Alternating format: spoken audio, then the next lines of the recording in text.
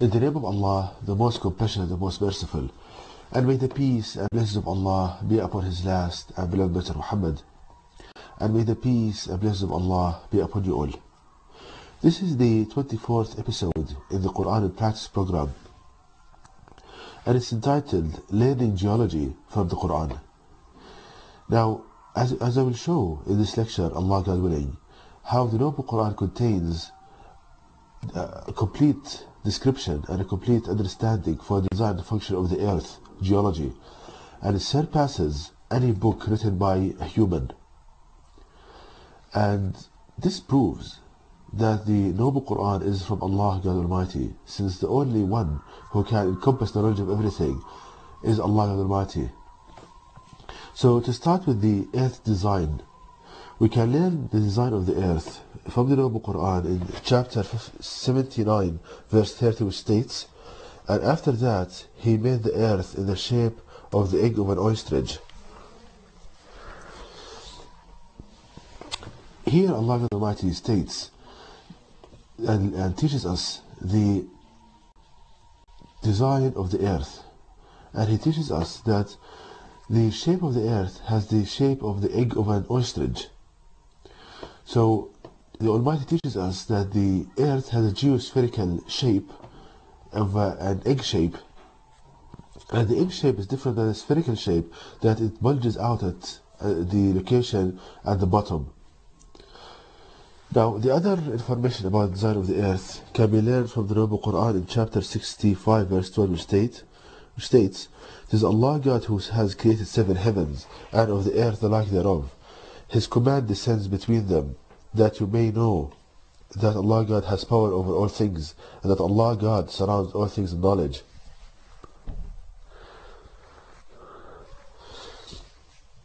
In this Quranic verse, Allah Almighty teaches us His way, His methodology in creation.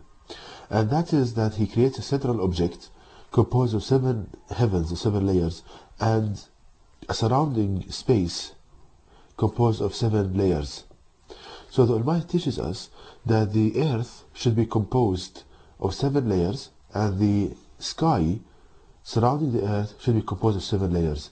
And this is what we find exactly, that the number of layers of the earth is composed of 7 layers, and the number of layers in the atmosphere are 7 as well. And this applies also to, for example, the design of the atom. The atom as well is composed of a nucleus of 7 layers and space of 7 heavens, or 7 layers as well.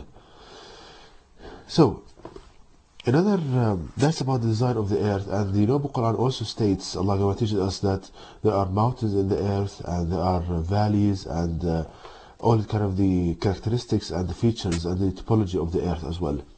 Now, coming to the earth's function, we can learn the function of the earth from the Noble Quran in verse 27, verse 88, which states, and you will see the mountains and think them solid, but they shall pass away as the passing away of the clouds.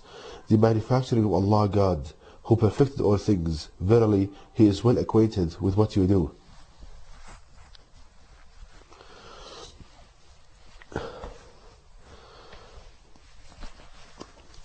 Now, in this Quranic verse, Allah states that you see the mountains and think them solid, but they pass away as the passing away of the clouds.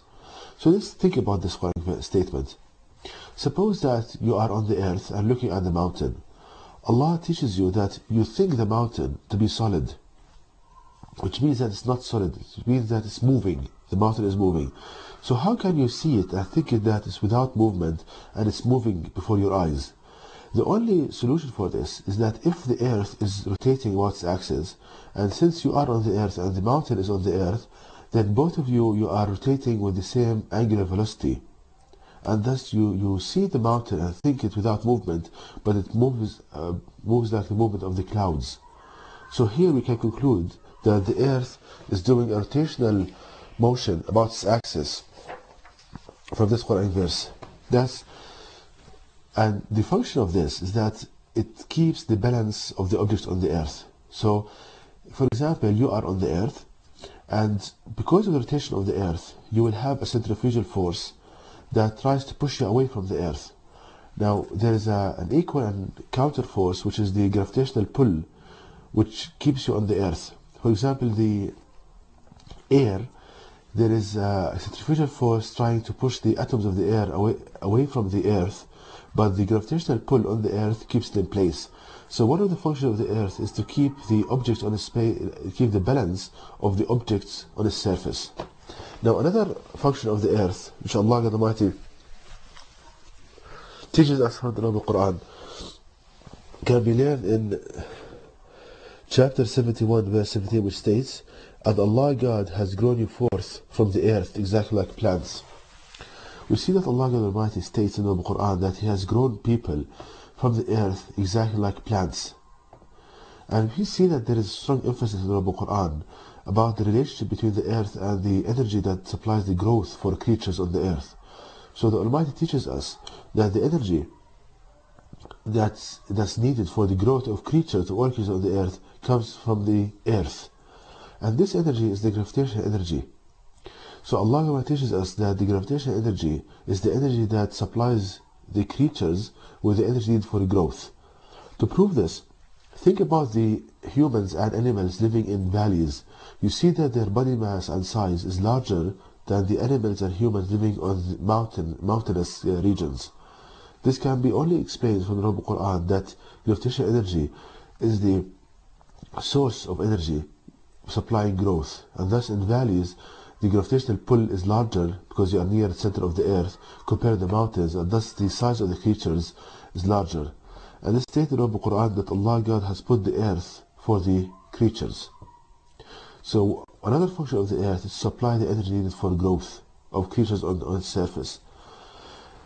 The third function of the earth can be learned from the verse number 44 of chapter 21 of the Qur'an, which states, "Nay, Allah God gave the luxuries of this life to these men and their fathers until the period grew long for them. See they not that Allah God gradually reduces the earth from its outlying borders? Is it then they who will overcome?" Allah Almighty states in this Qur'an verse that He reduces the earth from its outlying borders, which means that as time moves on, the size of the earth is reduced. So Allah Almighty teaches us that the size of the earth in the past used to be larger than today, and as time moves on, the size of the earth is reduced. Now how can I understand this? Now we know that, as I said, God Almighty teaches us from the Noble Qur'an that the gravitational pull is what keeps the objects on the surface of the earth. Now as time moves on, the core, the iron core of the earth, the magnetic properties of this iron core gets weaker. So the iron core gets weaker of the earth as time moves on. Like you have a magnet and you leave it for a long time, the strength of the magnet decreases, and this reduction in strength of the magnet means a reduction in the gravitational field of the earth. And this reduction in the gravitational field renders the earth unable to hold the same mass as it used to hold in the past. For example, if you say that you have a certain volume of air surrounding the earth, it needs a certain strength of the magnetic field to keep it in place. Now as this field gets weaker, the number of atoms that can be held by this field gets smaller, and thus some of the air escapes to space. So the object on the earth, it loses its constituents, it loses its components as time moves on. And this can be proven that in the past the size of the earth used to be larger. And also Allah teaches us in the Noble Qur'an, and we can learn from the sayings of Prophet Muhammad, peace upon him, that people in the past, for example Adam, peace upon him, used to be much larger than humans today. This can be explained that in the past the size of the earth was larger, the gravitational field was larger, and thus higher energy for the growth of humans. And today we have a weaker field and thus smaller people, so it's a kind of relative relationship. So we see, brothers and sisters, how Allah Almighty teaches us a complete knowledge from the Noble Qur'an, and it's far superior to any man-written book, and it's far superior to the guesswork of people and the conjecture of people.